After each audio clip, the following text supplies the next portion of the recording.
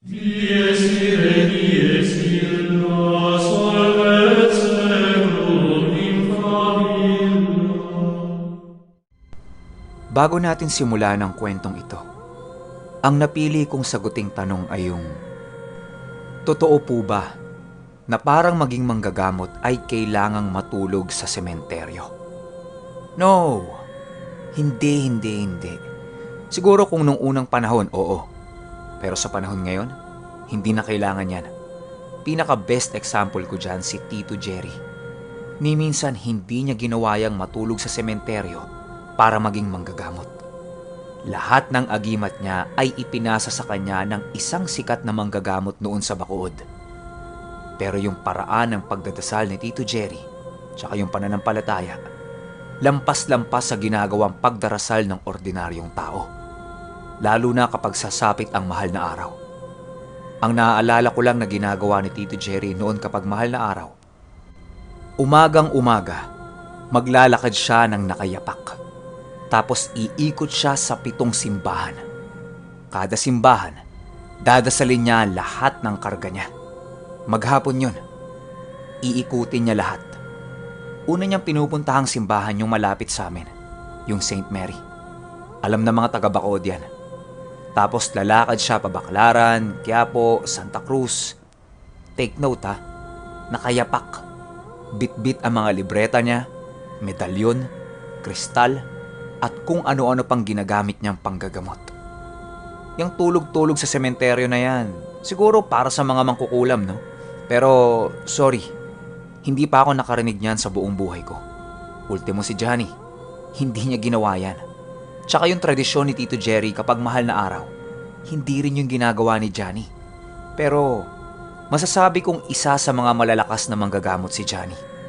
Sa dami ng natulungan nito, lalo na sa mga taga Batangas. Suki kasi siya dun eh. Pero yun nga, kagaya ng sinabi ko, hindi mo kailangang matulog sa sementeryo para maging isang manggagamot. Yun lang, simulan na natin ang kwento. Ang kwentong ito ay hango sa totoong buhay. Karanasan mismo ito ng isa sa mga co-dabber ko. Taong 2019, Talim Island, Binangonan, Rizal. Malamang iba sa inyo, sobrang pamilyar dito sa Talim Island. Samot-saring kwentong aswang kasi ang mga naririnig ko tungkol sa lugar na ito. Nangyari lang ito noong January 9, 2019. Kasalukuyang umuwi ang pamilya ng katrabaho ko dito sa Talim Island para bisitahin yung lolo at lola nila. Sa ito ng babae halos ilang taon na din kasi noong huling punta nila dito. Panahong nililigawan pa lang niya yung asawa niya. Dito sa Talim Island, merong isang partikular na lugar dito na puro kamag-anak lang nila yung nakatira. Walang pumupuntang dayo doon kasi meron silang isang taong iniiwasan. At ang taong yon ay yung tiyo ng babae na kung tawagin sa lugar nila ay Chongpits. Kung may mga listeners akong taga Talim Island, alam ko, kilalang kilala ito sa lugar ninyo. Kasi nanggagamot din siya. Lalo na yung mga usog-usog o bati-bati. Kayang-kayang gamutin ni Chongpits yan sa isang tapik lang. Sana merong taga Talim Island na nakikinig ngayon para merong matibay na magpapatunay sa kwentong to. Pero, balik muna tayo sa kwento. Noong dumalaw sila dito, ayon sa katrabaho ko, kailangan mo munang sumakay ng bangka mula Binangonan, Rizal, patawid sa Talim Island. Nung nasa Talim Island na silang mag-asawa, sinalubong silang dalawa ni Chongpits. Dumating sila sa isla noon mga bandang 5:00 na ng hapon. Ang unang-unang bungad sa kanila ni Chongpits. Hapon na, dalian nyo. Pumasok na kayo sa loob ng bahay. Dali! Nagtaka silang mag-asawa kasi bakit ganun yung salubong niya? Ni hindi man lang nito inabot ang kamay niya para sana makapagmano sila. Pero ang nagpakilabot sa kanilang dalawang mag-asawa, nung sinabi ni Chongpits sa babae na, 2 buwan na yan, di ba? Sige na, pumasok na kayo sa bahay. Gulat na gulat sila kasi silang dalawang mag-asawa lang ang nakakaalam nun. Wala silang sinabihan kahit sino. Plano sana nilang pang-sorpresa yon sa mga magulang ng babae. Kaso, alam na ni Chongpits. Nung nasa loob na sila ng bahay, sinabihan sila ni Chongpits na wag na munang lalabas at wag na wag dadaan sa nyugan. Sinunod yun ng kodaber ko kasi ayon sa kanya, wala namang mawawala eh. Kinaumagahan, doon sa bahay ni Chongpits, ang haba ng pila ng mga tao. Pinuntahan nila mag-asawa para tingnan kung bakit ganun kahaba yung pila. Pagdating nila sa bahay ni Chongpits, meron itong mga hinihilot-hilot na bata. Ihip doon, tapal ng dahon, laway sa tiyan, puro ganun yung ginagawa ni Chongpits. Tinanong ng katrabaho ko kung para saan yun. Laki Manila kasi, kaya hindi niya alam yung mga ganung gawain. Ang sabi ni Chongpits sa kanila, nanggagamot siya ng mga pilay, lamig, masakit ang tiyan, mga tipikal na sakit ng bata. Pero may mga matatanda ding nakapila. Hindi na lang nila inalam kung ano yung sakit. Nung bumalik na sila sa bahay ng mga magulang ng babae, sumunod si Chongpits. Kasi merong kainan tapos konting inuman. Lahat sila kumakain na. Pero si Chongpits, alak kaagad. Hindi ito kumain. Iniisip nila, baka kumain sa bahay niya. Habang nagiinuman sila, merong isang dayo doon na kaibigan din ni Chongpits. Matagal na ding hindi nakadalaw yun doon. Medyo nakainom na. Bumanat ito kay Chongpits na, "Pits, aswang ka ba talaga?" "Sige nga, patunayan mo nga. Lipad! Lipad!" Lahat sila nagtawanan. Kaya naman nabanggit yan ng kaibigan niya. Kalat na pala sa buong Talim Island na aswang si Chongpits. Natatawa lang si Chongpits sa kanya. Siyempre, hindi niya papatulan yun. Pero biglang tumigil ito sa pagtawa. At sinabi niya doon sa kaibigan niya na, sige, doon ka makitulog kila Nying. Tapos mamayang gabi, silip ka sa bintana mo." Sabay tawa itong si Chongpits. Dinig ng lahat sa sinabi ni Chongpits. Nagbibiro lang siya. Kaya tumawa silang lahat. Nung tapos na yung inuman, pinaalalahanan ni Chongpits yung kaibigan niya. Ang sabi niya, "Silip ka ha? Huwag ka mag-alala. Hindi ka makakatulog hanggat hindi mo nakikita yon." Hindi ito pinansin ng kaibigan niya. Dala ng kalasingan, tansya niya hindi na siya makakauwi. Kaya ang nangyari, doon siya kila Ning nakitulog. Nung nandun na siya, pinapwesto siya sa sala. Bale, second floor yon. Kasi yung first floor ng bahay na yon, kulungan ng mga manok eh. Kaya aakyat ka muna ng hagdanan para makarating sa sala at sa mga kwarto. Isipin nyo, lasing na lasing siya. Tapos hindi siya makatulog. Tapos yung tama niya, unti-unti nang nawawala sa hindi malamang dahilan.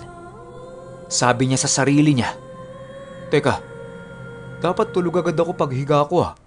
Bakit? Parang nagiging normal na yung pakiramdam ko. Hindi na ako lasing." Bigla niyang naalala yung sinabi ni Chongpits. Tumayo siya sa kinahihigaan niya.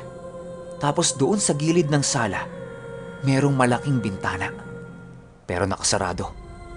Isipin niyo nasa second floor siya ng bahay. Pagbukas niya sa bintana, meron siyang nakitang napakalaking aso ang nasa ibaba. Nakatingin yun sa kanya.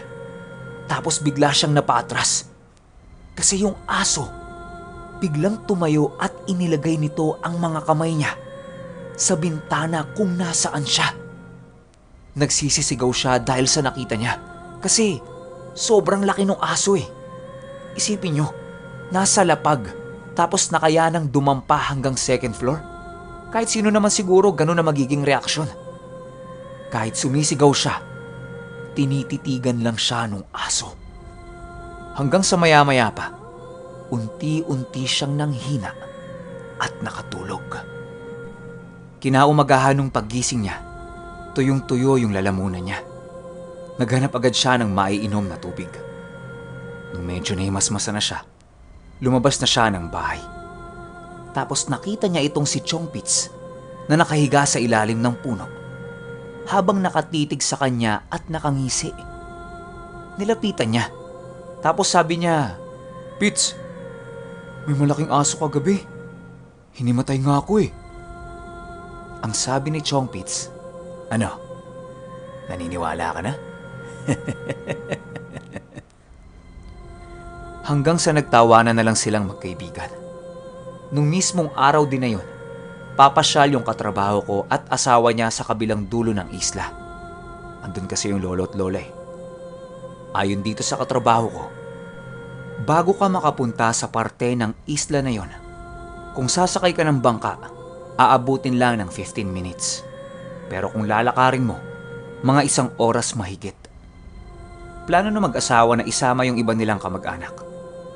Nung nasa pangpang na sila, napuno na yung bangka. Hindi nakasakay si Chongpits. Nakaupo lang ito habang kinakausap nila. Sabi nung katrabaho ko, "Sakay na, Chongpits! Kaya pa naman ng bangka eh." Ang sabi ni Chongpits, Hindi. Sige na. Mamaya, mauna pa ako sa inyo eh. Larga!" Nagtawanan sila kasi akala nila joke lang eh. Bumiyahe sila at iniwan si Chongpits. Nung nakarating sila sa kabilang dulo, inabot sila ng 25 minutes kasi medyo mataas yung alon nun. Nung nandun na sila sa pangpang, nakaupo na si Chongpits at naninigarilyo pa. Wika pa nito, "Oh, tagal nyo ah. Mataas ba yung alon?" Takang-taka silang mag-asawa. Pero yung ibang kamag-anak nila, walang reaksyon. Tila ba normal na yon na galawan ni Chongpits. Nung naglalakad na sila para puntahan yung bahay na pag-iistayan nila, ang sabi ni Chongpits sa katrabaho ko, wag na wag siyang magbubukas ng bintana pagtungtong ng 9:00 ng gabi. Isara niya lang yun. Umuon na lang yung katrabaho ko. Nung gabing yun, may mga pinsan-pinsan doon yung tatay ng babae. Nag-aya ng inuman. Naglatag sila ng mahabang lamesa. Tinabihan ng katrabaho ko si Chongpits kasi medyo nawiwirduhan na siya eh. Tinitingnan niya itong si Chongpits. Tapos nung tumitig ito sa kanya, kitang-kita niya sa mata ni Chongpits na nakabaliktad siya. Tapos ang epekto nun sa kanya, labis-labis na pagkahilo. Pakiramdam niya, bumabaliktad yung sikmura niya at nasusuka siya. Narinig siya ni Chongpits na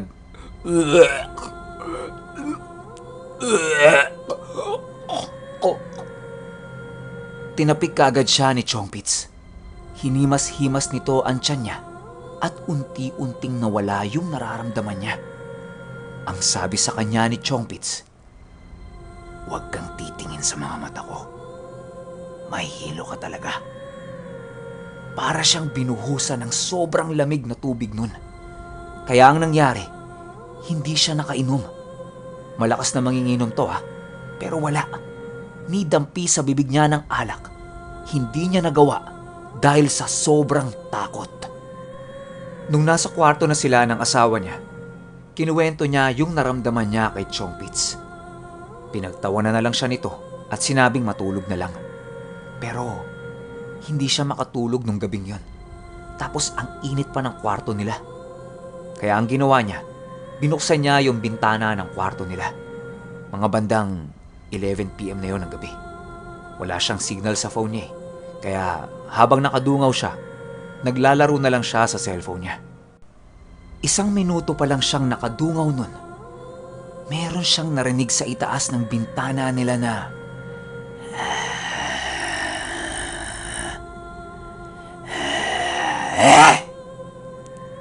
Pagtingin niya sa itaas, wala naman. Tapos narinig niya merong bumagsak doon sa gilid ng bahay. Rinig din niya yung pagkaripas ng takbo nun. Maya-maya pa, nakita niya si Chongpits na naglalakad sa labas. Sumigaw ito. Ang sabi sa kanya, "Isara mo yung bintana!" Iba ang itsura ni Chongpits nun. Nakakatakot. Kaya sinara niya kaagad. Kinaumagahan, merong inaaway si Chongpits na nasa tapat lang ng bahay nila. Pinagmumura niya ito at pinagbabanta ang may gagawin kapag inulit yun. Lumapit sa kanila si Chongpits at pinaalis sila doon. Ang sabi niya, hindi maganda kung doon sila mananatili. Delikado. Mainam na bumalik na lang kung saan sila unang pumunta. Marami kasing nagmamanman sa asawa niya. Dala ng takot, umalis na silang mag-asawa sa Talim Island. At doon na pagtanto nung babae na isa ng aswang ang kanyang tiyo. Okay, hindi ko na sinali sa kwento to kasi lihis ito doon sa mismong storya eh.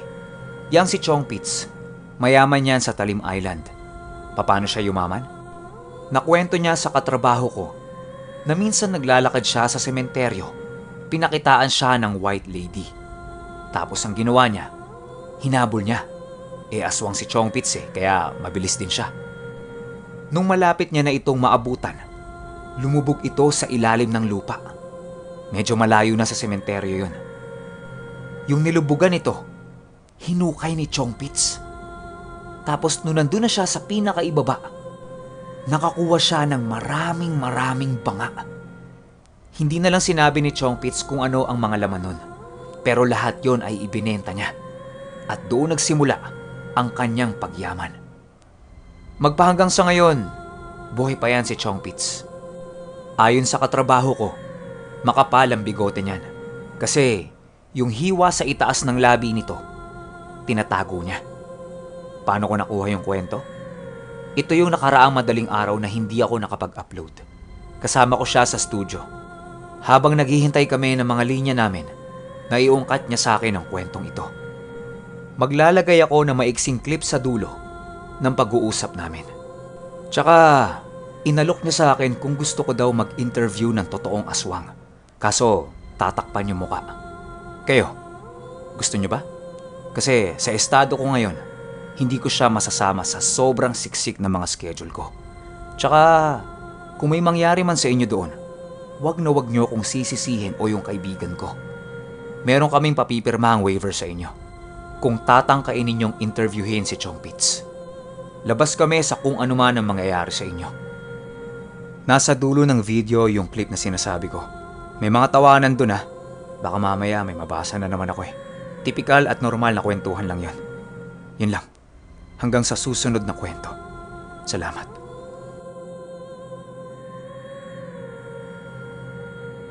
Lalakad. Ganun pa magsalita. Ako'y naglalakad. Ako'y naglalakad. Abay, may hinarang ako ng white lady. Okay, hindi ko makita ang mukha. Pero sexy. Sabi niya. Gago. Hinagad Yun yung ko. aswang Hinagad ko. Hinabol ko. Abay, bumaon dun sa lupa. Hinukay daw niya yung lupa. Nakakita ko yung mga banga-banga. Bininta raw niya yun. Magpatayo ng bahay. Putang ina. May ganun. Tinuro yun. Gumanon